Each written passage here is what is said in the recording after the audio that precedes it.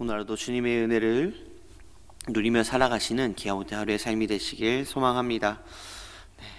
오늘 말씀은요, 4절 말씀을 먼저 보도록 하겠습니다. 사람에게는 버림받았으나 하나님께는 택하심을 입은 보배로운 산돌이신 예수께 나아가라는 이 말씀과 같이 베드로는 예수 그리스도께서 사람에게는 버림받았으나 하나님께서는 택하심을 입었다라고 말씀합니다. 이 말씀은 곧 이 땅에서 사신 예수 그리스도의 삶이 우리의 삶의 표본이라는 것을 보여주고 있는 것입니다. 예수 그리스도는 이 땅에서 철저히 사람들에게 외면당하시면서 십자가에 못 박혀 돌아가셨습니다. 이사야 53장 이사야 선지자의 예언대로 구원자가 범죄자로 헤아림을 당하신 그러한 사건입니다. 갖은 오해와 비방과 형벌을 그를 버린 사람들에 의해 받으셨습니다. 하지만 예수님을 향한 하나님의 평가는 달랐다라고 말씀합니다. 하나님은 그를 버리지 않으실 뿐더러 택하셨고 보배롭게 하셨습니다. 성경은 이러한 예수님께 우리가 나아가야 한다라고 말씀하고 있습니다. 사람에게 버림받았지만 하나님께는 택함을 받은 그 예수님께 나아가야 한다라는 이 말은 무슨 말일까요? 바로 예수 그리스도처럼 이 세상을 살아가라라는 그런 말씀입니다. 사람들의 평가와 인정에 연연해하지 말고 온전히 예수 그리스도를 닮아가는, 예수 그리스도께 나아감을 통하여서 하나님께 인정받는 기아못된 우리의 삶이 되어야 한다라는 것입니다. 이 세상이 어떻게 평가하든 상관없이 믿음을 지키며 나아가라 라고 말씀하고 있는 것입니다. 오직 하나님께서 우리를 어떻게 바라보시는가에 관심과 초점을 두고 살아가야 합니다. 우리에게 중요한 것은요, 세상 사람들의 평가와 박수와 인정이 아닙니다. 아무리 세상의 부와 명예를 쫓아 사는 것이 화려해 보일지라도 우리가 관심을 두어야 하는 것은 바로 하나님의 생각입니다. 고린도후서 10장 18절 말씀에 보면요, 옳다 인정함을 받는 자는 자기를 칭찬하는 자가 아니요 오직 주께서 칭찬하는 자니라 라고 말씀합니다. 이 말씀같이 우리는 예수님을 닮아 하나님께 인정받고 하나님을 기쁘시게 하는 우리의 믿음이 되어야 합니다. 그렇다면 예수 그리스도는 어떻게 그 길을 걸어가셨을까요?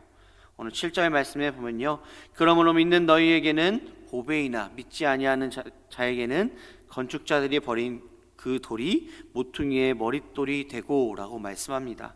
이 말씀과 같이 예수님께서는 모든 믿는 자들에게 모퉁이의 머릿돌이 되셨습니다. 성경에서는 예수님에 대한 비유적인 칭호들이 다양하게 나오고 있습니다. 구원의 뿔, 싹, 문, 참빛, 반석, 목자장, 새벽별 등으로 나타납니다. 오늘 본문에서는 예수님을 모퉁이의 머릿돌로 표현합니다. 이 말씀이 말하는 바는 무엇일까요? 먼저 첫째로 예수님이 성도의 개인과 공동체 신앙의 기초가 되신다라는 것입니다. 이스라엘 사람들은 집이나 어떤 건물을 건축할 때 큰 반석을 기초로 삼고 그 위에다 집이나 건물을 짓습니다. 그렇게 할 때 그 건축물이 든든한 반석으로 된 기초로 인해서 견고하게 세워지는 것입니다. 이때 기초가 되는 반석을 초석 또는 머릿돌이라고 합니다. 이렇게 예수님께서 모퉁이의 머릿돌이 되심은요, 우리들의 신앙과 교회 공동체의 신앙에 견고한 기초 반석이 되신다라는 것을 말씀하고 있는 것입니다. 또한 둘째로 예수님이 개인과 공동체의 신앙이 성장하고 세워져 가는데 표준이 되신다라는 것입니다. 이스라엘 건축법상 모퉁이의 머릿돌은 건물을 지을 때 표준이 됩니다. 곧 정방향의 머릿돌을 한쪽 모퉁이에 두고 그 돌을 표준으로 하여서 왼쪽으로나 오른쪽으로나 위로나 그 벽돌을 쌓아 건축하는 것입니다. 그래서 모퉁이의 머릿돌이 조금이라도 삐뚤게 놓여지면 그 건물은 균형을 잃게 되며 부실공사가 되고 건축을 할 수 없는 그러한 사태까지도 벌어지게 됩니다. 이처럼 예수 그리스도도 개인이나 공동체의 신앙이 성숙해 가는 데 있어서 표준이 되신다라는 말씀입니다. 이 말을 또 다르게 보면요, 예수 그리스도를 우리의 삶의 기준으로 삼지 않아 올린 그 신앙은요, 언젠가는 무너질 수밖에 없다라는 것을 말씀하고 있는 것입니다. 마지막으로 예수 그리스도만이 성도와 교회의 소유자가 되신다라고 말씀하고 있습니다. 머릿돌이란 그 건축물의 소유자를 알려주는 것으로 정초식 때 그 머릿돌에다가 건축물의 소유자의 이름을 분명히 기록하고 그 소유권이 누구에게 있는지 표시해 둡니다.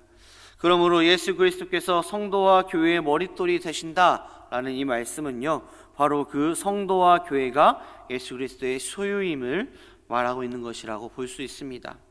그렇기에 믿는 우리가 예수님을 머릿돌로 삼는 것은요, 불순종의 자녀였던 우리가, 죽을 수밖에 없었던 우리가 진정한 주인 되신 예수 그리스도의 자녀로서, 그리스도의 종으로서 삼아진다라는 그러한 사실을 알게 됩니다.